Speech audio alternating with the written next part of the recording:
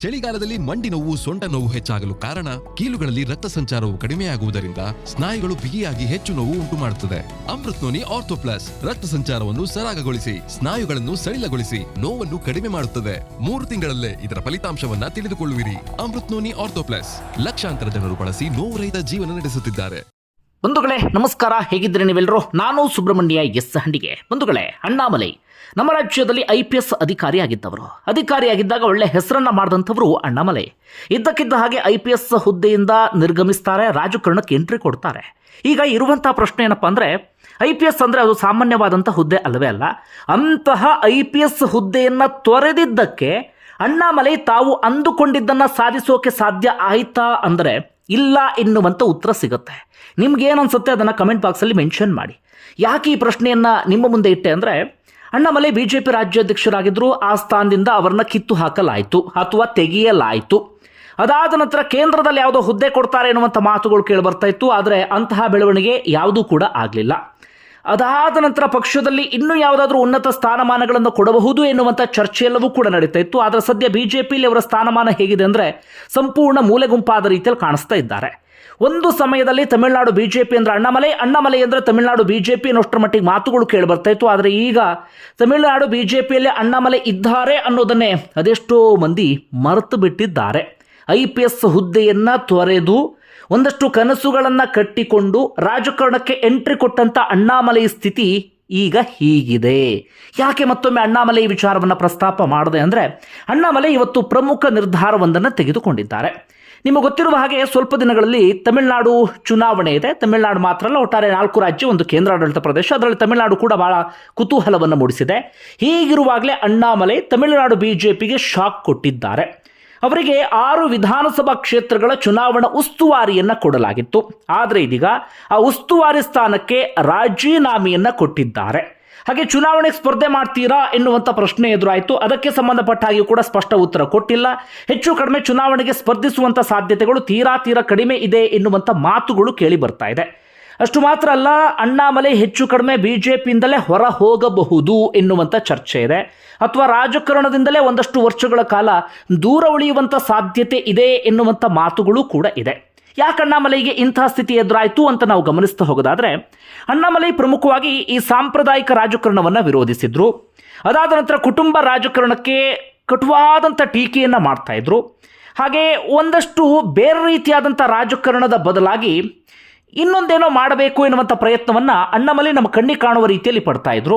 ಆದರೆ ಅದು ಯಾವುದಕ್ಕೂ ಕೂಡ ಹೇಳಿಕೊಳ್ಳುವಂಥ ಬೆಂಬಲ ಯಾವುದೂ ಕೂಡ ಸಿಗಲಿಲ್ಲ. ಬೆಂಬಲ ಸಿಗೋದು ಹೋಗಲಿ, ಕೊನೆಯದಾಗಿ ಅವರನ್ನು ಅವರ ಸ್ಥಾನದಿಂದಲೇ ಕಿತ್ತೊಗೆಯಲಾಯಿತು. ಇದು ಸದ್ಯ ಆಗ್ತಿರುವಂಥ ಬೆಳವಣಿಗೆ. ಹಾಗಾದರೆ ಅಣ್ಣಾಮಲೈ ವಿಚಾರದಲ್ಲಿ ಏನೇನು ಆಗ್ತಾ ಇದೆ, ಈಗ ಅಣ್ಣಾಮಲೈ ತೆಗೆದುಕೊಂಡಿರುವಂಥ ನಿರ್ಧಾರಕ್ಕೆ ಅವರು ಕೊಡ್ತಿರುವಂಥ ಕಾರಣ ಏನು, ಒಂದಷ್ಟು ವಿವರವಾದಂಥ ವಿವರಣೆಯನ್ನು ಗಮನಿಸ್ತಾ ಹೋಗೋಣ. ಯಾಕಂದರೆ ಅಣ್ಣಾಮಲೈ ಬಗ್ಗೆ ಒಂದಷ್ಟು ಮಂದಿಗೆ ಕುತೂಹಲ ಇದ್ದೇ ಇರುತ್ತೆ. ಬಂಧುಗಳೇ, ನಿಮಗೆ ಗೊತ್ತಿರುವ ಹಾಗೆ ಅಣ್ಣಾಮಲೈ ಒಂದು ಸಾಮಾನ್ಯ ಕುಟುಂಬದಿಂದ ಬಂದಂಥವರು. ಅದಾದ ಬಳಿಕ UPSCಯನ್ನು ಕ್ಲಿಯರ್ ಮಾಡ್ತಾರೆ, IPS ಅಧಿಕಾರಿ ಆಗ್ತಾರೆ.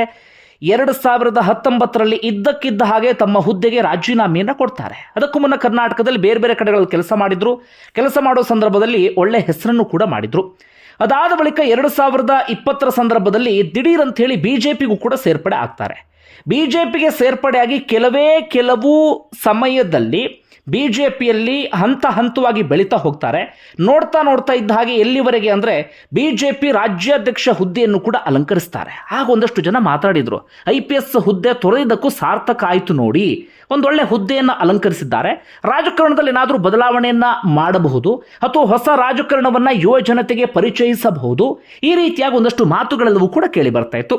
ಅದೇ ರೀತಿಯಾಗಿ ಅಣ್ಣಾಮಲೈ ಒಂದಷ್ಟು ಭರವಸೆಯನ್ನು ಕೂಡ ಮೂಡಿಸಿದ್ರು. ರಾಜ್ಯಾದ್ಯಂತ ಓಡಾಡ್ತಾ ಇದ್ರು, ಕಟುವಾಗಿ ಎಲ್ಲರನ್ನೂ ಕೂಡ ಟೀಕೆ ಮಾಡ್ತಾ ಇದ್ರು, ಸಾಂಪ್ರದಾಯಿಕ ರಾಜಕಾರಣವನ್ನು ವಿರೋಧಿಸ್ತಾ ಇದ್ರು, ಭ್ರಷ್ಟಾಚಾರವನ್ನು ವಿರೋಧಿಸುವಂಥ ಭಾಷಣ ಇಂಥದ್ದೆಲ್ಲವನ್ನು ಕೂಡ ಮಾಡ್ತಾ ಇದ್ರು.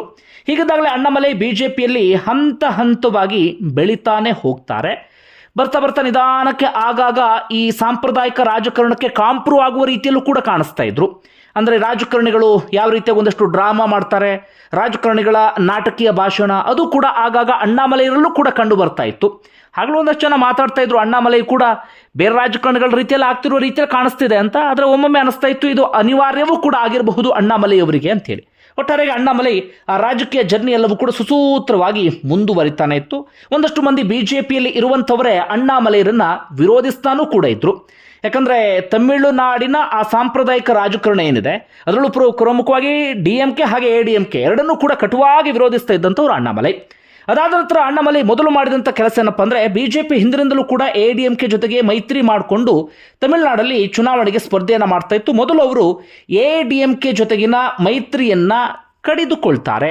ಅದಕ್ಕೆ ಅಮಿತ್ ಶಾರನ್ನ ಮನವೊಲಿಸುವಲ್ಲೂ ಕೂಡ ಯಶಸ್ವಿ ಆಗ್ತಾರೆ. ಹೀಗೆ ಜರ್ನಿ ಸಾಕ್ತಾನೆ ಇತ್ತು. ಮೊದಲು ಅಣ್ಣಾಮಲೈಗೆ ಎದುರಾದಂಥ ಅಗ್ನಿ ಪರೀಕ್ಷೆ ಅಂದರೆ ಅದು ಲೋಕಸಭಾ ಚುನಾವಣೆ. ಆಗಂತೂ ಅಣ್ಣಾಮಲೈ ಹವಾ ವಿಪರೀತ ಅಂದ್ರೆ ವಿಪರೀತ ಎನ್ನುವಷ್ಟರ ಮಟ್ಟಿಗೆ ಇತ್ತು. ಪ್ರಮುಖವಾಗಿ ಹೆಣ್ಣು ಮಕ್ಕಳು ಎನ್ನುವಂಥ ಒಂದು ಯಾತ್ರೆಯನ್ನು ಮಾಡಿದ್ರು. ಹೋದಲ್ಲೆಲ್ಲ ಜನ ಸೇರ್ತಾ ಇದ್ರು. ಒಂದು ಸಮಾವೇಶದ ಸಂದರ್ಭದಲ್ಲಿ ನರೇಂದ್ರ ಮೋದಿ ಬಂದಿದ್ರು. ಸ್ವತಃ ನರೇಂದ್ರ ಮೋದಿಯ ಅಚ್ಚರಿಗೊಂಡು ಬಿಟ್ಟರು. ಅಣ್ಣಾಮಲೈ ಬೆನ್ನು ತಟ್ಟಿ ಅಣ್ಣಾಮಲೈರನ್ನ ಪ್ರೋತ್ಸಾಹಿಸುವಂಥ ಕೆಲಸವನ್ನು ಮಾಡಿದ್ರು. ಆಗೊಂದಷ್ಟು ಸರ್ವೆ ಚರ್ಚೆ ಎಲ್ಲವೂ ಕೂಡ ನೋಡುವ ಸಂದರ್ಭದಲ್ಲಿ ಒಂದಷ್ಟು ಸ್ಥಾನಗಳನ್ನು ಈ ಬಾರಿ ಬಿಜೆಪಿ ಗೆದ್ದುಕೊಳ್ಳುವಲ್ಲಿ ಯಶಸ್ವಿಯಾಗುತ್ತೆ ಎನ್ನುವಂಥ ಮಾತುಗಳು ಕೇಳಿಬಂತು. ಚುನಾವಣೆ ಮುಗಿತು, ರಿಸಲ್ಟ್ ಬಂತು. ಆದರೆ ಬಿಜೆಪಿ ಶೂನ್ಯ ಸಾಧನೆಯನ್ನು ಮಾಡ್ತು. ಸ್ವತಃ ಅಣ್ಣಾಮಲೈ ಕೂಡ ಗೆಲ್ಲೋದಿಕ್ಕೆ ಸಾಧ್ಯ ಆಗಲಿಲ್ಲ.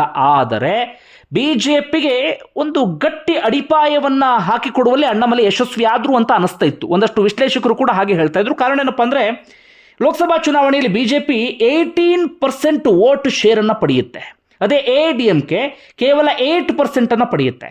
ಹಾಗೆ ಸ್ಪರ್ಧೆ ಮಾಡಿದಂಥ ಅಣ್ಣಾಮಲೈ ಸೋತ್ರೂ ಕೂಡ ಒಳ್ಳೆ ಓಟನ್ನು ಪಡೆದುಕೊಳ್ಳುವಲ್ಲಿ ಯಶಸ್ವಿ ಆಗ್ತಾರೆ. ADMK ಕಡೆಯಿಂದ ಒಬ್ಬರು ಸ್ಪರ್ಧೆ ಮಾಡಿದ ಕಾರಣಕ್ಕಾಗಿ ಅಣ್ಣಾಮಲೈಗೆ ಅದು ಹೊಡೆತ ಬೀಳ್ತು. ಇಲ್ಲಾಂದರೆ DMK ಅಭ್ಯರ್ಥಿಗೆ ದೊಡ್ಡ ಮಟ್ಟಿಗೆ ಪೈಪೋಟಿ ಕೊಡುವಲ್ಲಿ ಅಣ್ಣಾಮಲೈ ಯಶಸ್ವಿ ಆಗ್ತಿದ್ರು ಎನ್ನುವಂಥ ಮಾತುಗಳು ಕೂಡ ಇತ್ತು. ಒಟ್ಟಾರೆಯಾಗಿ ಚುನಾವಣೆ ಮುಗಿತಾ, ಲೋಕಸಭಾ ಚುನಾವಣೆ.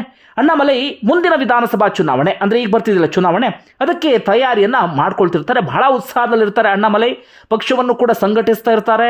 ಏನೇನೋ ಯಾತ್ರೆಗೆಲ್ಲ ಪ್ಲಾನ್ ಮಾಡ್ತಿರ್ತಾರೆ. ಹೀಗಿದ್ದಾಗಲೇ ಅಣ್ಣಾಮಲೈಗೆ ಮೊದಲ ಶಾಕ್ ಎದುರಾಗಿಬಿಡುತ್ತೆ.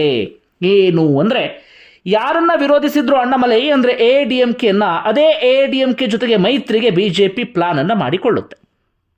ಆಗ ಅದೇ ADMK ನಾಯಕರು ಮೊದಲು ಇಟ್ಟಂಥ ಷರತ್ತೇನಪ್ಪ ಅಂದರೆ ಅಣ್ಣಾಮಲೈರನ್ನ ರಾಜ್ಯಾಧ್ಯಕ್ಷ ಸ್ಥಾನದಿಂದ ಕೆಳಗಿಳಿಸಬೇಕು ಅಂತ ಹೇಳಿ. ADMK ಜೊತೆಗೆ ಮೈತ್ರಿಯ ಕಾರಣಕ್ಕಾಗಿ ಬಿಜೆಪಿಯ ನಿರ್ಧಾರ ತೆಗೆದುಕೊಳ್ಳುತ್ತೆ ಅಂದರೆ ಏನೋ ಮಾಡಬೇಕು ಅಂತ ಕನಸನ್ನು ಕಂಡಿದ್ದಂಥ ಅಣ್ಣಾಮಲೈರನ್ನ ರಾಜ್ಯಾಧ್ಯಕ್ಷ ಸ್ಥಾನದಿಂದ ಕೆಳಗಿಳಿಸ್ತಾರೆ. ನಾಯನಾರ್ ನಾಗೇಂದ್ರ ಅಂತ ಅವರನ್ನ ಅಲ್ಲಿ ರಾಜ್ಯಾಧ್ಯಕ್ಷರನ್ನಾಗಿ ನೇಮಕ ಮಾಡ್ತಾರೆ. ಅದಕ್ಕೆ ಜಾತಿ ಮತ್ತೊಂದು ಮಗದೊಂದು ಅಂತೆ ಒಂದಷ್ಟು ಕಾರಣಗಳೆಲ್ಲವನ್ನೂ ಕೂಡ ಕೊಡ್ತಾರೆ. ಆದರೆ ಅದಾದ ಬಳಿಕ ಅಣ್ಣಾಮಲೈರಿಗೆ ಕೇಂದ್ರದಲ್ಲಿ ಯಾವುದೋ ಹುದ್ದೆ ಕೊಡ್ತಾರೆ ಎನ್ನುವಂಥ ಚರ್ಚೆ ಜೋರಾಗಿ ನಡೀತಾ ಇತ್ತು.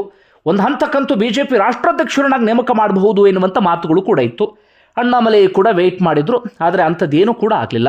ಬರ್ತಾ ಬರ್ತಾ ಬರ್ತಾ ಅಣ್ಣಾಮಲೈ ಪರಿಸ್ಥಿತಿ ಎಲ್ಲಿವರೆಗೆ ಬಂದು ಬಿಡ್ತು ಅಂದರೆ ಪಕ್ಷದಲ್ಲಿ ಸಂಪೂರ್ಣ ಮೂಲೆ ಗುಂಪಾದರು.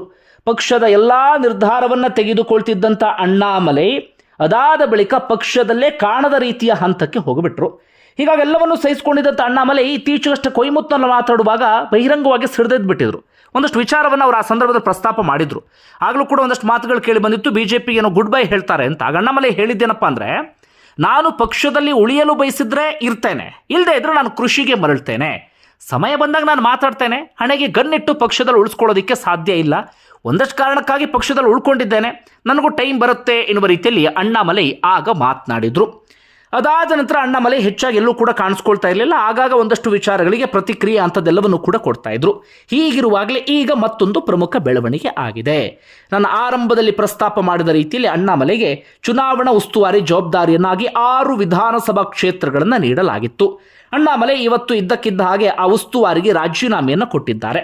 ಅವರು ಕೊಡ್ತಿರುವಂಥ ಕಾರಣ ಅಂದರೆ ನನ್ನ ತಂದೆಗೆ ಅನಾರೋಗ್ಯ ಇದೆ, ಹೀಗಾಗಿ ನಾನು ಯಾವುದೇ ಕ್ಷೇತ್ರಗಳಲ್ಲೂ ಕೂಡ ಓಡಾಡೋದಕ್ಕೆ ಸಾಧ್ಯ ಆಗ್ತಿಲ್ಲ, ಪಕ್ಷದ ಪರವಾಗಿ ಬೇಕಾದರೂ ಪ್ರಚಾರ ಮಾಡ್ತೀನಿ ಎನ್ನುವಂಥ ಮಾತನ್ನು ಹೇಳಿದರು.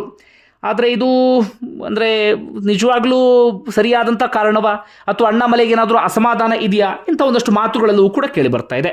ಇನ್ನು ಚುನಾವಣೆ ಸ್ಪರ್ಧೆ ಮಾಡ್ತೀರಾ ಸಾರ್ ಅಂದರೆ ಪಕ್ಷ ಏನು ತೀರ್ಮಾನ ತಗೊಳ್ಳುತ್ತೋ ಆ ರೀತಿಯಾಗಿ ಹೋಗ್ತೀನಿ ಎನ್ನುವ ರೀತಿಯಲ್ಲಿ ಅಣ್ಣಾಮಲೈ ಹೇಳಿದ್ದಾರೆ. ಇದು ಅಣ್ಣಾಮಲೈ ಕುರಿತಾಗಿ ಇವತ್ತು ಆಗಿರುವಂಥ ಪ್ರಮುಖ ಬೆಳವಣಿಗೆ. ಹಾಗಾದರೆ ಮುಂದೇನು? ಅಣ್ಣಾಮಲೈ ಇದೀಗ ಬಿಜೆಪಿಯಿಂದ ಹೊರಗಡೆ ಬಂದರೆ ಪಕ್ಷವನ್ನು ಕಟ್ಟಿ ಅಲ್ಲಿ ಇನ್ನೇನೋ ಮಾಡ್ತೀನಿ ಅನ್ನೋದಕ್ಕೆ ಸಾಧ್ಯ ಆಗೋದಿಲ್ಲ. ಅದೇ ರೀತಿಯಾಗಿ ಈಗ ಉಳಿದಂಥ ಪಕ್ಷಗಳಿಗೆ ಸೇರ್ಪಡೆ ಆಗುವಂಥ ಸ್ಥಿತಿಯಲ್ಲೂ ಕೂಡ ಅಣ್ಣಾಮಲೈ ಇಲ್ಲ. ಹೀಗಾಗಿ ಇರುವಂಥ ಒಂದು ಆಯ್ಕೆಯ ಬಗ್ಗೆ ಚರ್ಚೆ ನಡೀತಾ ಇದೆ. ಅದು TVK ವಿಜಯ್ ಜೊತೆಗೆ ಏನಾದರೂ ಕೈ ಜೋಡಿಸ್ತಾರಾ ಎನ್ನುವ ರೀತಿಯಲ್ಲಿ. ಆದರೆ ವಿಜಯ್ ಹಾಗೆ ಅಣ್ಣಾಮಲೈ ಸಿದ್ಧಾಂತ ಅಂತ ಬಂದಾಗ ಸಿದ್ಧಾಂತದಲ್ಲಿ ತುಂಬಾ ವ್ಯತ್ಯಾಸ ಇದೆ. ವಿಜಯ್ ಸಿದ್ಧಾಂತವೇ ಬೇರೆ, ಅಣ್ಣಾಮಲೈ ಸಿದ್ಧಾಂತವೇ ಬೇರೆ. ಆ ಸೈದ್ಧಾಂತಿಕ ಸಂಘರ್ಷ ಆಗಾಗ ಏರ್ಪಟ್ಟಿದ್ದು ಕೂಡ ಇದೆ. ಆಗಾಗ ಅಣ್ಣಾಮಲೈ ವಿಜಯರನ್ನ ಟೀಕಿಸಿದ್ದು ಕೂಡ ಇದೆ. ಹೀಗಾಗಿ TVK ಹೋಗ್ತಾರಾ ಗೊತ್ತಿಲ್ಲ, ಆದರೆ ಅಂಥದ್ದೊಂದು ಚರ್ಚೆ ಮಾತ್ರ ಇದೀಗ ಜೋರಾಗಿ ನಡೀತಾ ಇದೆ. ಒಟ್ಟಾರೆ ಬಂಧುಗಳೇ, ನಿಮ್ಗೇನಿಸುತ್ತೆ ವಿಚಾರಕ್ಕೆ ಸಂಬಂಧಪಟ್ಟ ಹಾಗೆ ಕಮೆಂಟ್ ಬಾಕ್ಸಲ್ಲಿ ಮೆನ್ಷನ್ ಮಾಡಿ. ಧನ್ಯವಾದ ವಿಡಿಯೋ ನೋಡಿದ್ದಕ್ಕಾಗಿ.